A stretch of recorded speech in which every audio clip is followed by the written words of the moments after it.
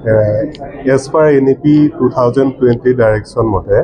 যে আমাৰ সকলোখিনি ছাত্ৰ ছাত্ৰী যিসকলক আমি কলেজত অধ্যয়নৰ সুবিধা দিওঁ তেওঁলোকৰ কাৰণে স্কিল বা এমপ্লয়মেণ্টৰ বিশেষ সুবিধা কৰিবলৈ আমাক এটা পৰামৰ্শ আছে আৰু এই বিষয়ে আমাৰ যোৱা ডিচেম্বৰ মাহত যিটো আমাৰ অধ্যক্ষ পৰিষদৰ যিখন অধিৱেশন হৈছিল তাত আমাৰ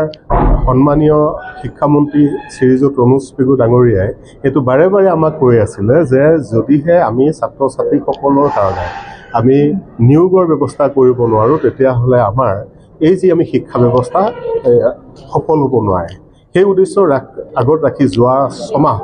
নেৰানেপেৰা প্ৰচেষ্টাত আমি নাৰেংগী আঞ্চলিক মহাবিদ্যালয় প্লেচমেণ্ট চেল আৰু ইফালে লগতে NSS আমি লগ হৈ আমি ডিষ্ট্ৰিক্ট এমপ্লয়মেণ্ট এক্সচেঞ্জ অথৰিটিৰ লগত আমি প্ৰথমতে আলোচনা কৰিছোঁ আসাম স্কিল ডেভেলপমেণ্ট মিছনৰ লগতে আমি আলোচনা কৰিছোঁ আৰু তেওঁলোকৰ লগত আমি আলোচনা কৰি আমি বিভিন্ন কোম্পানীৰ লগত যোগাযোগ কৰি আজি আমি এই প্লেচমেণ্ট ড্ৰাইভ পাতিবলৈ আমি সক্ষম হৈছোঁ ইয়াত আমাৰ মুঠতে আজি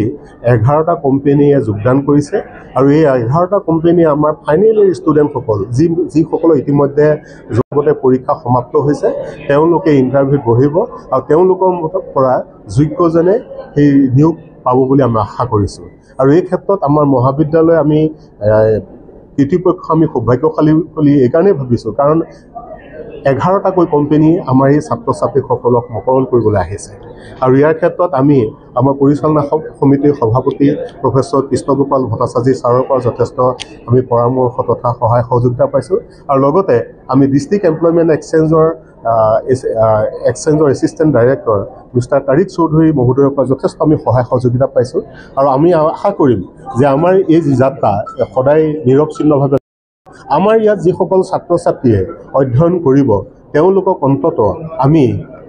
ইয়াৰ পৰাই যাতে আমি নিয়োগ দি পেলাই তেওঁলোকক আমি ঘৰলৈ পঠিয়াব পাৰোঁ তাৰ ব্যৱস্থা কৰিম বুলি আমি আশা ৰাখিছোঁ আৰু এই যাত্ৰা অবিৰত থাকিব বুলি আশা ৰাখিছোঁ ধন্যবাদ এজ পাৰ NEP 2020 ডাইৰেকশ্যন মতে যে আমাৰ সকলোখিনি ছাত্ৰ ছাত্ৰী যিসকলক আমি কলেজত অধ্যয়নৰ সুবিধা দিওঁ তেওঁলোকৰ কাৰণে স্কিল বা এমপ্লয়মেণ্টৰ বিশেষ সুবিধা কৰিবলৈ আমাক এটা পৰামৰ্শ আছে আৰু এই বিষয়ে আমাৰ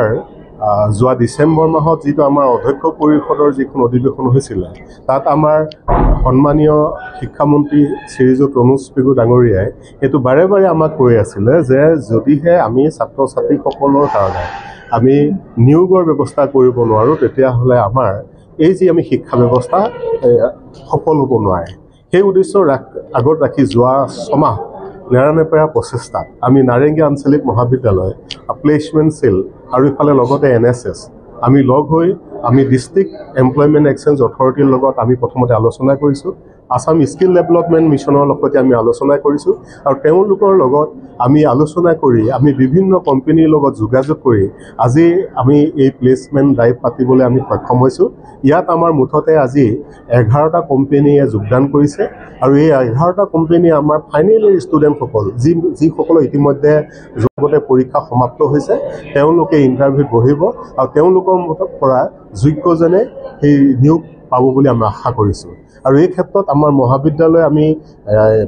কৃতিপক্ষ আমি সৌভাগ্যশালী বুলি এইকাৰণেই ভাবিছোঁ কাৰণ 11টাকৈ কোম্পানী আমাৰ এই ছাত্ৰ ছাত্ৰীসকলক মকৰল কৰিবলৈ আহিছে আৰু ইয়াৰ ক্ষেত্ৰত আমি আমাৰ পৰিচালনা সমিতিৰ সভাপতি প্ৰফেচৰ কৃষ্ণগোপাল ভট্টাচাৰ্য ছাৰৰ পৰা যথেষ্ট আমি পৰামৰ্শ তথা সহায় সহযোগিতা পাইছোঁ আৰু লগতে আমি ডিষ্ট্ৰিক্ট এমপ্লয়মেণ্ট এক্সচেঞ্জৰ assistant director mister Tariq Choudhury মহোদয়ৰ পৰা যথেষ্ট আমি সহায় সহযোগিতা পাইছোঁ আৰু আমি আশা কৰিম যে আমাৰ এই যি যাত্ৰা সদায় নিৰৱচ্ছিন্নভাৱে আমাৰ ইয়াত যিসকল ছাত্ৰ ছাত্ৰীয়ে অধ্যয়ন কৰিব তেওঁলোকক অন্ততঃ আমি